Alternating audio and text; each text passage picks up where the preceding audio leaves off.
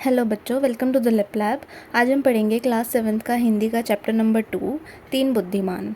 तो हम अपनी स्टोरी स्टार्ट करते हैं। स्टोरी में सबसे पहले बात हुई है गरीब आदमी की, जिसके 3 बेटे थे और अपने बेटों से हमेशा कहता था, ना तो हमारे पास रुपया पैसा है, ना ही सोना चांदी है, इसलिए तुम हमेशा अलग तरीके का धन संचित करना, यानी कि जो हर वस्तु है, हर स्थिति को, हर सिचुएशन को अच्छे से समझने की कोशिश करना और तुम्हारी दृष्टि से कोई भी चीज़ बच ना सके, यानी कि इन शॉर्ट अच्छा ओपिनियन रखना हर चीज़ को लेके। कुछ टाइम बाद उस इंसान की डेथ हो जाती है और उसके तीनों जो बेटे हैं वो सारे मिलकर एक दिन सोच रहे होते हैं कि क्या करें, हमारे लिए तो यहाँ पे करने को कुछ है ही नहीं, तो चलो आओ घूम फिर कर जगत देखें, कि देखते हैं कि कुछ तो हमारे पास काम होगा यहाँ से बाहर निकल के।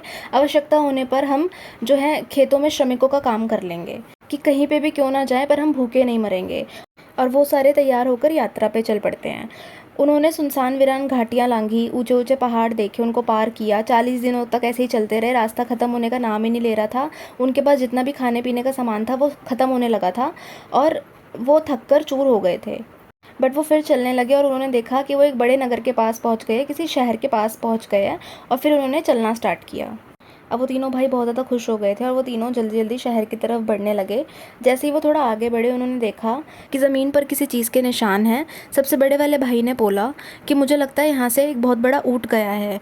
बीच वाले भाई ने बोला दोनों तरफ देख के कि हाँ, और मुझे लगता है कि ये जो ऊँट है वो एक आँख से अंधा भी है। फिर तीसरे वाले भाई ने बोला कि हाँ, और मुझे लगता है कि उसके साथ महिला और एक बच्चा भी था। अब तीनों थोड़ा आगे जाते हैं और वो देखते हैं कि घुड़सवार सामने से आ रहा है। तो सबसे बड़े भाई ने पूछा कि घुड़सवार, तुम कुछ खोया हुआ ढूंढ रहे हो अपना, तुम्हारा कुछ खो गया है ना? तो घुड़सवार ने बोला हाँ। तो सबसे बड़े भाई ने पूछा कि तुम्हारा ऊँट खो गया है ना? तो फिर घुड़सवार ने बोला हाँ। फिर बीच वाले भाई ने पूछा कि तुम्हारा ऊँट जो है वो एक आँख से अंधा है, देख नहीं पाता एक आँख से?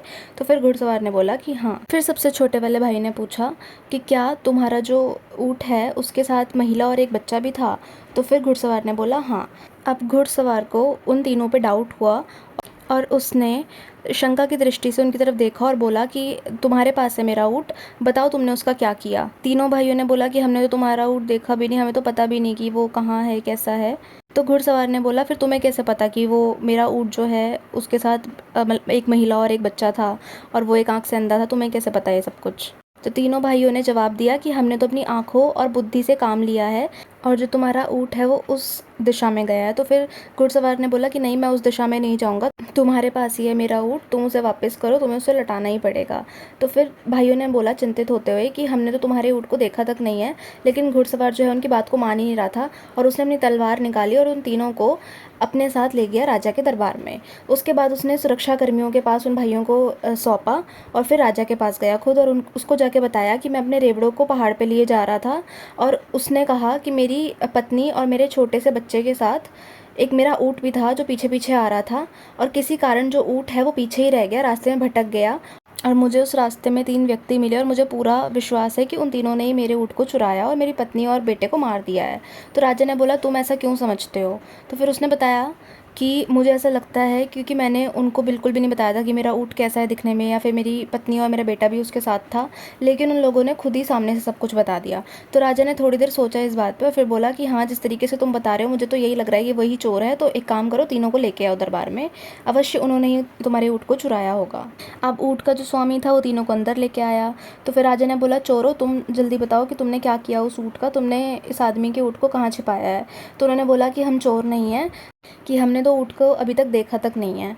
तो राजा ने बोला कि अच्छा, तो फिर तुमने बिना देखे ही सब कुछ इतना सच सच बता दिया ऊँट के बारे में? तो फिर तीनों भाइयों ने उत्तर दिया कि महाराज, इसमें तो आश्चर्य की कोई बात ही नहीं है, बचपन से ही हमें ऐसी आदत पड़ गई है कि हम अपनी दृष्टि से ही सारी चीज़ें पता लगा लेते हैं। अब बुद्धि से सोचने के प्रयास में बहुत समय लगा है, इसलिए ऊँट को देखे बिना ही हमने बता दिया।